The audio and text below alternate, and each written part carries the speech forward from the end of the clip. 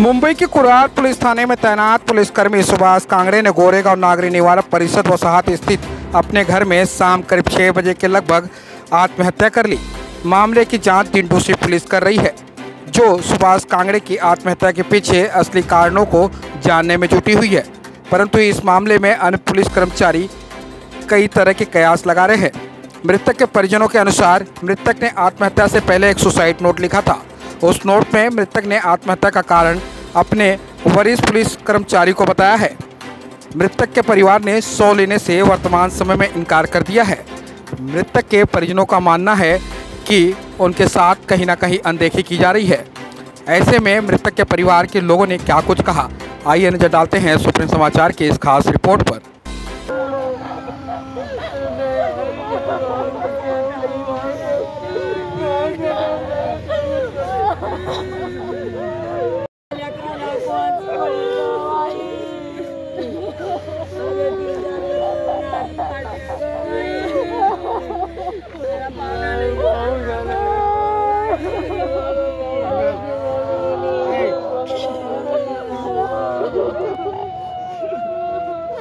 परशुराम कांगणे आज माझ्या भावाने सुभाष परशुराम कांगणे कार्यरत असलेले पोलीस चौकीत दिंडोशी कुरार पोलीस स्टेशनला आज त्यांनी राहत्या घरी गळफास घेतला। त्याचे वरिष्ठांनी त्याच्याबद्दल चुकीची कंप्लेंट दाखल केली होती त्यांच्या वरिष्ठ ऑफिसला, CPI ऑफिसला। तक्रार करणाऱ्यांचं नाव सुर्वे API सुर्वे करू नये, त्यांनी माझ्या भावाबद्दल खोटी तक्रार वरिष्ठांकडे केली होती। त्या धक्क्याने भावाने बदनामीच्या धाकाबाई त्यांनी स्वतःचं जीवन संपवलं। त्याच्या जीवन संपवण्याच्या त्याला कारणीभूत ते जे कोण शिर्के सर आहेत त्यांना लवकरात लवकर अटक व्हावी, फक्त एवढीच एक मागणी आणि त्याला न्याय मिळावा बस।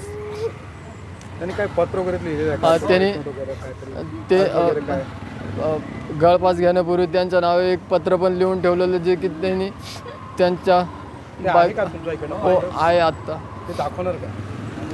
सुसाईड करण्याच्या पूर्वी त्यांनी एक लेटर पण लिहून ठेवलेलं, ते त्याच्या खिशामध्ये सापडलं आहे त्यांना। आमच्या सगळ्यांची आता एकच मागणी आहे, जे पण कोण त्याच्या मृत्यू जबाबदारी त्यांना सगळ्यांना लवकरात लवकर सजा व्हावी बस।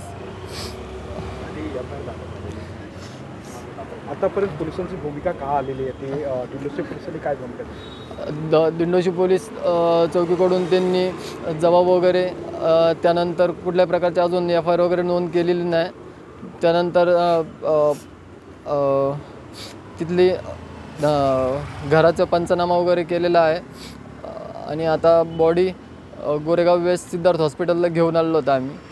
जोपर्यंत न्याय भेटणार नाही तोपर्यंत आम्ही बॉडीला हात पण लावणार नाही। आमच्या सगळ्यांचं आता एकच पवित्र आहे की बस जे कोण त्याच्या मृत्यू जबाबदारी त्यांना सगळ्यांना लवकरात लवकर त्यांच्यावरती कारवाई हो बस।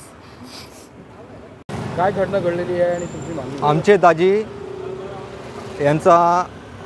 यांनी आज आत्महत्या केली साधारण 3-4च्या दरम्यान। आम्हाला त्या पत्रामध्ये ज्यांनी जी नोट लिहिली होती की आम्हाला वरिष्ठांचा प्रेशर होता, माझ्यावरती वेगवेगळ्या प्रकारचे गुन्हे दाखल केले, त्यांनी वेगवेगळ्या प्रकारचा प्रेशर आणला। आता आम्ही त्या सेक्टरचं माहिती नाही आम्ही काय करतो आहे, पण माझी एक माणूस म्हणून सगळ्यांना विनंती आहे, आज बघा त्या 2-2.5 वर्षाच्या मुली जुळ्या आहे आणि त्यांना सांभाळणारा आज पुढं कोणीच नाही आहे, नाही आई वडील आहे, आजी आजोबा आहे त्यांचे, नाही कोणी आहे। आज ही परिस्थिती माझ्यावरती आहे, हीच परिस्थिती तुमच्यावरती पण असू शकते। आपण अडकलो तर कोणी वाचवायला नाही आहे, ज्याचं जळतं आहे तोच फक्त रडतो आहे। आम्ही बॉडी उद्या हातात घेणार नाही जोपर्यंत त्या गुन्हेगारावरती माधुरशोतवरती गुन्हा दाखल होत नाही, तोपर्यंत आम्ही बॉडी हातात घेणार नाही आणि आली वेळ तर आम्ही मंत्रालयाबाहेर ती बॉडी घेऊन जाणार आहे।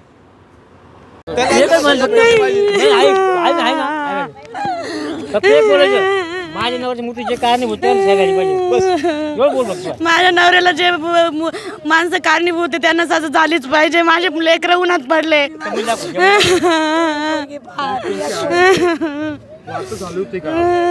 दुपारीच बोलणं झालं होतं, त्यांनी नंतर लेटर पाठवलं, असं काही सांगितलं नाही त्यांनी।